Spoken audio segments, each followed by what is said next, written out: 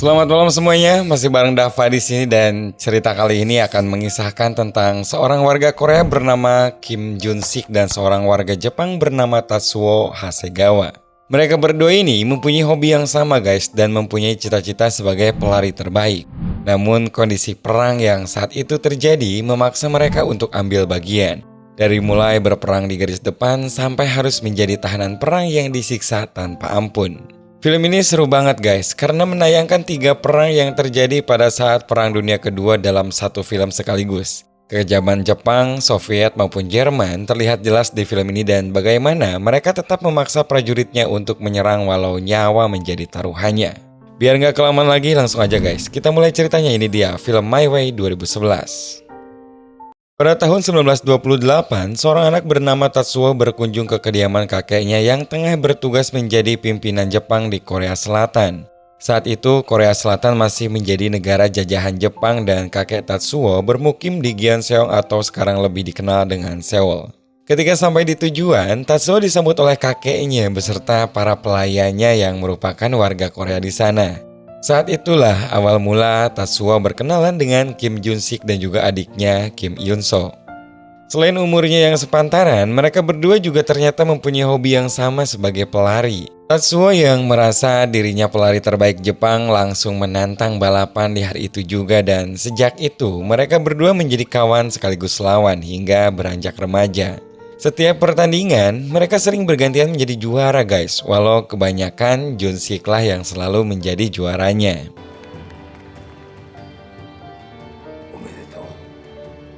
Suatu hari, kakek Tatsuo mengadakan pesta di rumahnya untuk merayakan kemenangan Tatsuo dalam lomba maraton SMA tingkat nasional. Di pesta itu dihadiri banyak orang-orang penting Jepang termasuk juga keluarga Jun Sik. Di tengah acara, ayahnya Jun Sik memberikan sebuah kado yang katanya dari kantor pertahanan Jepang. Namun saat kado itu dibuka, ternyata isinya adalah bom dan secara spontan kakeknya pun langsung mengambil kado itu. Kakek Tatsuo akhirnya tewas seketika dan Tatsuo yang melihatnya langsung histeris serta menuduh ayah Jun Sik. Tetapi Jun Sik segera membela kalau ayahnya tidak bersalah dan tidak tahu apa-apa. Sayangnya hukuman tetap dijatuhkan, ia dipukuli sampai lumpuh hingga mentalnya terganggu.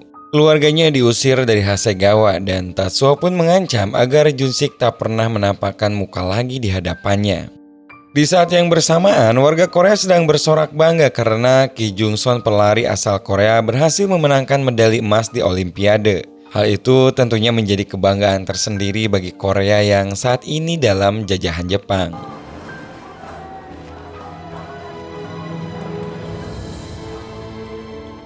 Sepuluh tahun kemudian atau tepatnya tahun 1938, Olimpiade kembali akan digelar. Namun kali ini Asosiasi Atletik melarang warga Korea untuk mengikuti seleksi demi menghormati Kekaisaran Jepang. Menurut Tatsuo yang ada di sana, sudah cukup bagi Korea dengan kemenangan Ki Jung Son dulu dan kini saatnya lah yang akan membuktikan kalau dirinya yang akan menjadi perwakilan untuk Olimpiade.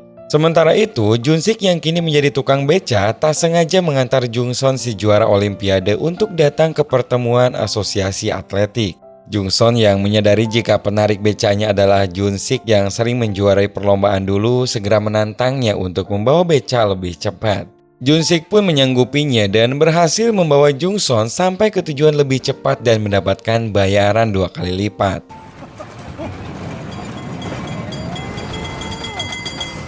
Sesampainya di sana, Ki Jung Son langsung mengutarakan ketidaksetujuannya karena menurutnya Asosiasi Atletik tidak adil dengan melarang warga Korea ikut seleksi. Ia pun meminta Jun Sik dimasukkan ke dalam seleksi dan diberikan hak yang sama seperti yang lainnya. Untuk pertama kalinya, Jun Sik dan Tatsuo kembali bertemu setelah 10 tahun berpisah. Namun Tatsuo sepertinya masih punya rasa dendam atas kematian kakeknya. Dan ia pun dengan yakinnya akan memenangkan seleksi nanti. Sedangkan bagi Jun Sik diizinkan ikut seleksi saja, ia sudah sangat bersyukur.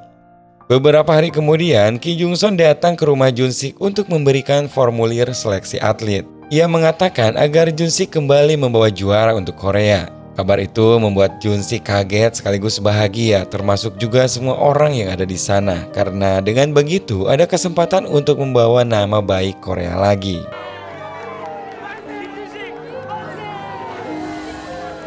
Pertandingan pun berjalan dengan sengit. Tatsuo memimpin pertandingan sejak garis start, sementara Junsik tertinggal di belakang. Rupanya Junsik menyimpan energinya untuk sisa pertandingan karena ketika sudah seperempat jalan menuju finish, Junsik berlari secepat mungkin untuk menyusul ketertinggalannya. Ia sempat dicurangi oleh seorang peserta, tetapi justru peserta itu yang jatuh dan Junsik tetap berlari menyusul Tatsuo. Junsik berhasil mendahului Tatsuo ketika nyaris mencapai garis finish sekaligus berhasil memenangkan pertandingan.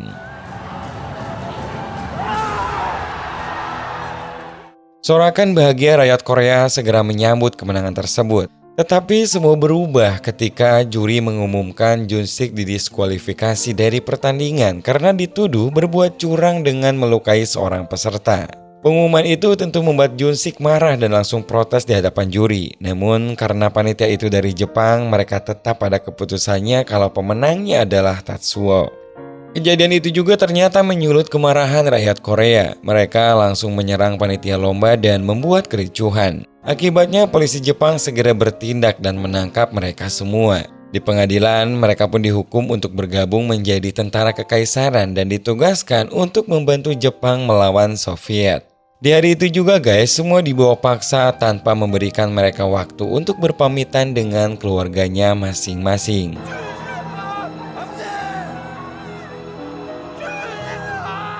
Setelah menjalani latihan seadanya, tepat di tahun 1939, sampailah mereka di medan perang. Peperangan saat itu cukup membuat Jepang kewalahan karena kurangnya persenjataan. Belum lagi orang-orang Korea yang memang kurang latihan tak mampu memberikan perlawanan yang begitu baik. Berbeda dengan Soviet yang lengkap dengan tank yang terus menyerang dan membombardir tanpa ampun. Hingga akhirnya terpaksa Kolonel Takatura memerintahkan semua yang masih selamat untuk segera mundur.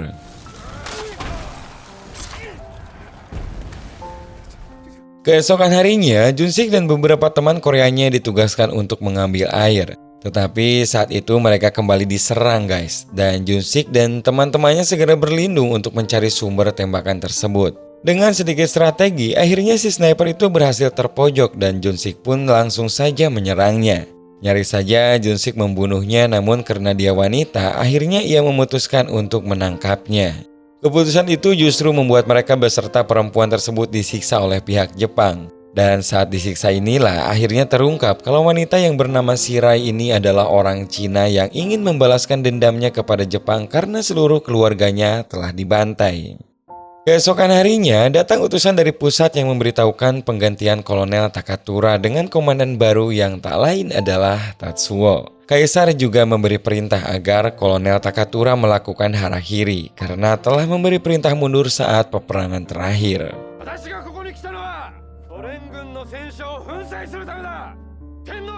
Malamnya Tatsuo mengumpulkan semua bawahannya dan menegaskan kalau peperangan selanjutnya tak boleh ada yang mundur dalam keadaan apapun. Dan sebagai langkah awal, ia ingin membangun sebuah jembatan di Sungai Khalkhin yang kemudian ia merencanakan penyerangan bunuh diri oleh 50 orang yang membawa bom dengan target tank Soviet. Tatsuo di sana memeras energi tentara Korea, tetapi tidak memberi mereka makanan selama melakukan pembangunan. Ia juga menyita seluruh kesenangan tentara Korea, termasuk melarang Junsik untuk berlari dengan membakar sepatunya.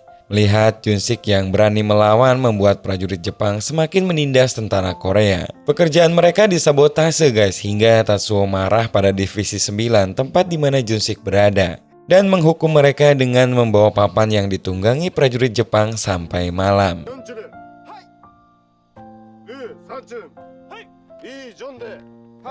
Malamnya 50 orang yang sudah dipilih untuk bom bunuh diri mulai dibariskan. Dengan berani, Junsik mewakili tentara Korea lainnya untuk menolak bergabung dalam misi tersebut. Dengan alasan semua warga Korea tidak ada yang sukarela menjadi tentara, apalagi harus mati. Tatsuo tentu saja marah guys dan langsung memukulinya.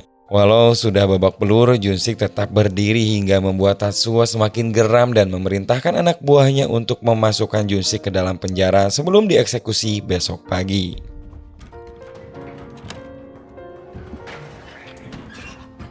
Ketika dini hari, Jondai dan temannya menyelamatkan Junsik dan Shirai untuk segera membawa mereka kabur menuju jembatan. Ketika mereka berhasil sampai di jembatan tersebut, Junsik melihat tank Soviet yang bergerak menuju markas Jepang. Ia pun kemudian mendorong temannya untuk tetap kabur, sementara dirinya berlari kembali ke markas untuk memperingati Tatsuo dan tentara Jepang lainnya.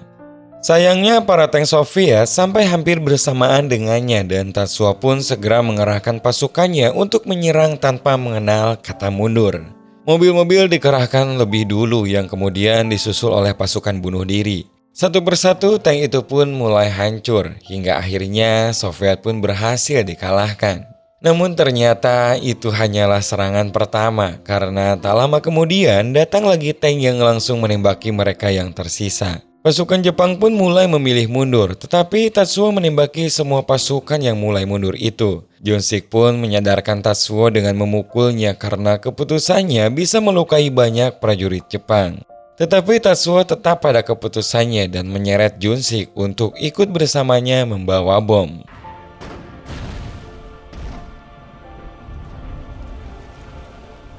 Mereka nggak jadi mati guys, dan alhasil tepat di tahun 1940, semua yang masih hidup dibawa ke kamp tawanan perang Uni Soviet yang tempatnya sangat jauh. Kedatangan mereka langsung disambut dengan janji paksa untuk siap bekerja di bawah perintah Soviet. Di sini Tatsuo pun diperintahkan untuk menginjak bendera Jepang sebagai tanda menyerah, tetapi ia pun menolak sampai akhirnya ia dihukum digantung semalaman. Esok harinya seluruh tawanan dibawa ke hutan untuk melakukan kerja paksa di bawah cuaca dingin bersalju. Saat itulah Jongdae juga ada di sana yang ternyata ia mendapat kepercayaan sebagai kapten para tahanan. Di sini Jongdae bersikap baik kepada seluruh tahanan Korea. Sebaliknya ia bersikap kasar kepada tahanan Jepang karena dendam sebelumnya. Jongdae juga menjelaskan kepada Junsik kalau untuk bertahan hidup di sini jangan sampai kedinginan karena kalau terkena radang dingin atau sakit maka akan dibakar sebagai penghangat tentara-tentara Soviet.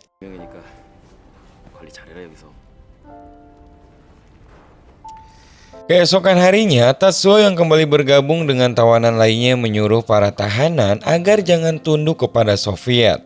Tetapi para tahanan Korea menolak melakukannya dan mengingatkan Tatsuo bahwa di sini bukan lagi daerah kekuasaannya. Mendengar ucapan Junsik, Tatsuo tentu saja marah dan memukulnya hingga menimbulkan pertengkaran di antara keduanya. Dan kemudian disusul dengan pertengkaran antara para tahanan dari kedua kubu. Kejadian itu ternyata diketahui oleh komandan Soviet sehingga Junsik dan Tatsuo diberi kesempatan untuk menyelesaikan dendam mereka hingga salah satu di antaranya mati.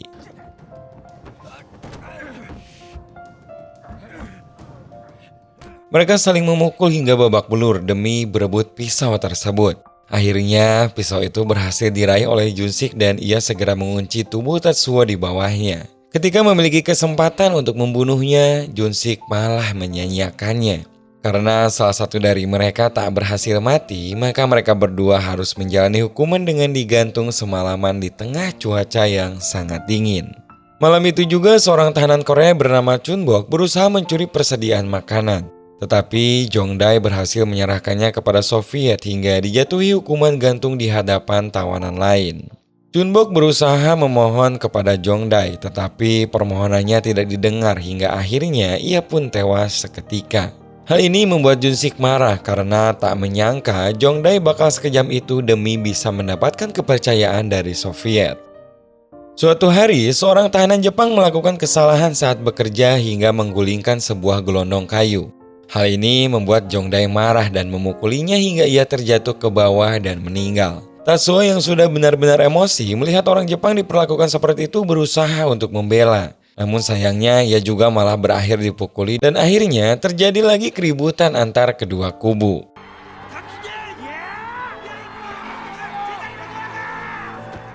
Karena kerusuhan itu, pihak Soviet akhirnya memerintahkan eksekusi bagi seluruh tawanan yang terlibat dengan cara diikat lalu ditembak mati. Saat bagian Junsik dan Tatsuo beruntungnya terdengar sirine yang menyatakan bahwa Soviet harus berperang melawan Jerman. Seluruh tawanan pun diperintahkan untuk menjadi pasukan Soviet dan segera diberikan baju perang. Sedangkan mereka yang tetap pada pendiriannya saat itu juga ditembak mati di tempat. Tatsuo dan juga Junsik akhirnya tak ada pilihan lain selain harus kembali dalam peperangan.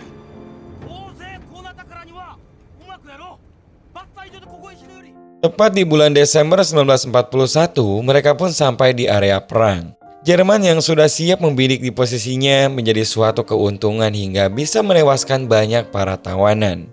Tembakan demi tembakan pun dilancarkan, termasuk Panzer Jerman yang membidik ke segala arah. Di tengah peperangan, Tatsuo sempat terkena serpihan ledakan yang berakibat pada penglihatannya. Junsik yang melihat Tatsuo dibidik oleh sebuah panzer segera berlari untuk menyelamatkannya. Tetapi ia justru terkena ledakan dan membuat telinganya terluka.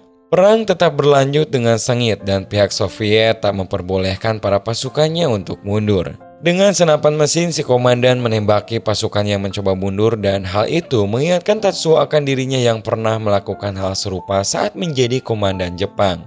Sementara itu, Jongdai juga tertembak karena terus-terusan maju ke depan untuk melawan musuh.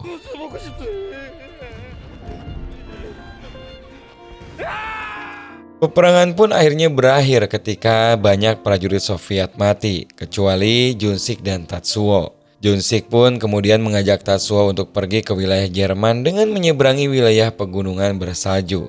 Sepanjang perjalanan, mereka saling membantu agar berhasil sampai di tujuan bersama-sama. Dan ketika malam tiba, mereka pun beristirahat bersama dan saling berbincang dari hati ke hati sehingga Tatsuo pun mulai lunak hatinya untuk melupakan dendamnya.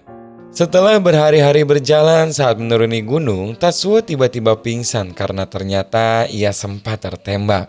Junsik pun menggendongnya hingga sampai ke desa terdekat dan memasukkannya ke dalam sebuah rumah kosong. Kemudian ia keluar untuk mencarikan obat dan berjanji akan segera kembali. Saat di luar inilah, Junsik bertemu dengan pasukan Jerman dan segera meminta tolong kepada mereka. Namun karena mereka tidak mengerti bahasanya, akhirnya ia pun ditangkap dan dibawa. Sementara itu, Tatsuo yang keadaannya semakin melemah hanya bisa pasrah mendengar Junsik terus-terusan memanggil namanya tanpa tahu apa yang terjadi di luar sana.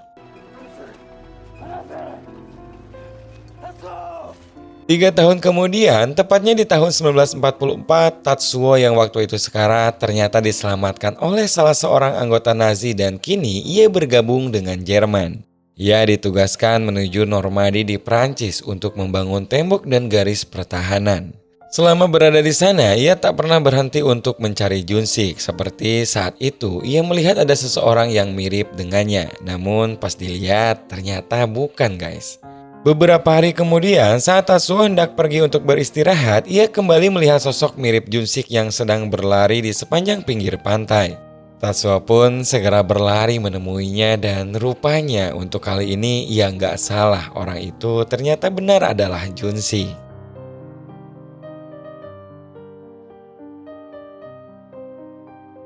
Mereka pun berjalan bersama dan Tatsuo mengajak Junsik berbincang.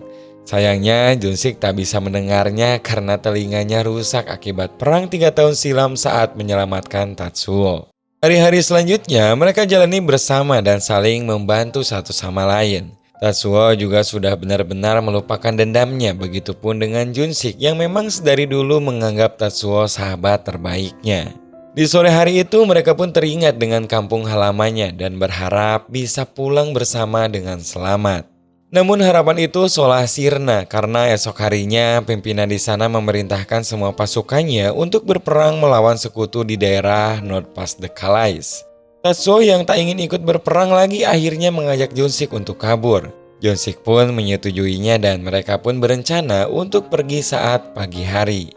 Ketika tiba waktunya untuk kabur, rupanya sekutu lebih dulu menyerang pertahanan Jerman dengan cara menjatuhkan bom dari udara. Hal ini membuat seluruh pasukan Jerman terbangun dan bersiap untuk menyerang balik. Sehingga Tatsuo dan Junsik gagal kabur. Mereka juga terpisah akibat bom dari sekutu sehingga mereka harus mencari jalan untuk berkumpul kembali.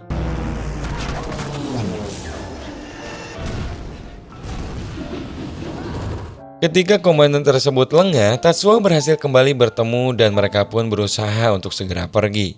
Tetapi ketika mereka berdua bersiap untuk kabur dari benteng, seorang prajurit Jerman memergoki mereka lalu memaksanya untuk masuk ke dalam sebuah ruangan untuk membantu melakukan serangan. Kemudian Junsik dan Tatsuo tidak peduli dan berusaha untuk kabur dari ruangan tersebut dengan cara merusak pintu yang telah dikunci dari luar. Mereka tak lagi peduli dengan perang yang sedang terjadi dan hanya ingin kabur dengan selamat. Setelah berhasil keluar dari ruangan, mereka pun segera berlari secepatnya untuk keluar dari benteng pertahanan. Sayangnya ketika berhasil sampai di luar benteng, mereka terkena serangan bom dari udara sehingga Junsik terluka di bagian lutut. Walau begitu, Tatsuo membantu Junsik dan mereka pun kembali berlari bersama. Naas, mereka kembali terkena bom dan kali ini Junsik benar-benar terluka parah hingga tak bisa kabur lagi. Sebelum mati, Junsik menukar kalung miliknya dengan Tatsuo. Jika ia tetap menggunakan nama Tatsuo, sekutu akan membunuhnya karena mereka juga tengah berperang dengan Jepang. Akhirnya Junsik pun mati di pelukan Tatsuo dan Tatsuo pun histeris karena kematian sahabatnya itu.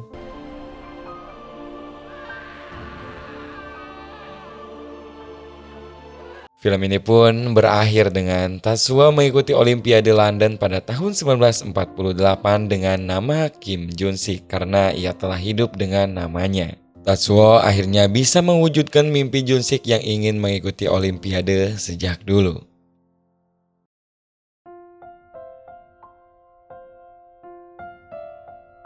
Pelajaran yang dapat dipetik dari film ini adalah bagaimana pertemanan Junsik dan Tatsuo yang sangat setia walau hanya berada di akhir film. Junsik tak pernah mau membunuh Tatsuo walau bermusuhan dengannya dan bahkan menyelamatkannya beberapa kali hingga ia mati. Sementara Tatsuo yang terlambat menyadari jika Junsik adalah pria baik pun berusaha semaksimal mungkin untuk menyelamatkannya. Semoga cerita kali ini bisa sedikit memberi pelajaran untuk kalian bagaimana arti persahabatan yang sesungguhnya. Terima kasih buat kalian semua yang udah nonton video ini sampai akhir dan sampai jumpa lagi di video 7 menit selanjutnya.